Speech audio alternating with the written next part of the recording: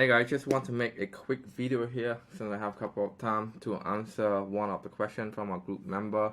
Abu here posted yesterday. He asked, I just got my first marketing agency client and he asked, do you have any reference? And I told him yes, and I told him to make a group chat, and then my client doesn't respond, right? That's the gist of it. So I feel like he didn't phrase his question correctly. I'm a little bit unsure whether this is a prospect or a paying client. First of all, just want to trust that if someone pay you already, that's what we define as a client. They shouldn't be asking you for a reference because they have trusted you already, right? The fact that if there's someone pay $1,000, $2,000 for your service, why would they be asking for a reference, right? Because they would have been trusting you enough at that stage to be able to make that bank transfer. I think he mean more of a prospect, like when you land a call. But anyway, let's just say the client scenario. Let's say someone paid you and they still want to somehow talk to a reference anyway. You should be setting the expectation for that relationship straight from the start, saying, look, hey, I am the expert here. First of all, like, what do you want to know when it's come to speaking to my previous client? Like, is there any concern that I can address, right? And then, you just, listen to what they have to, what their concern is, and address that appropriately. But you want to be positioning yourself as like, I'm the expert, I know what I'm doing, otherwise you wouldn't be paying me. So I understand that you have a few concerns, or you may have a bad experience in the past, but trust me, I know what I'm doing. So get to work and show them results, right? That's from a client perspective. But on the prospect side, if they haven't paid you that yet,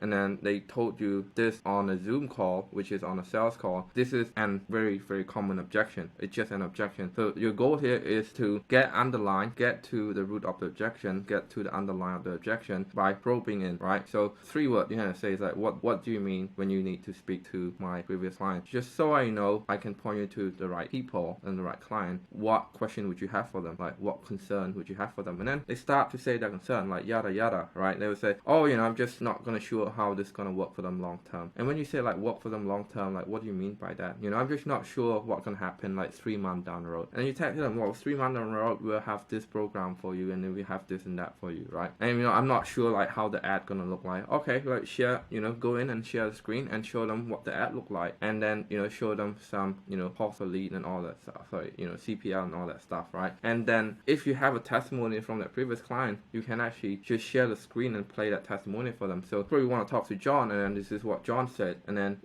John just show a video of John saying good thing about you. So you want to get to the underline of the objection so you can address it appropriately. Being that by having a good listening skill and a good probing skill and get to the root of the objection. So hopefully that video give you a little bit of insight. I'm still not sure. If you want to get the most effective answer in the group, you want to be stating your question correctly, clearly, so we can give you like the best answer for that. Anyway, if you have any other questions, let me know. Thanks Abu for engaging in the group.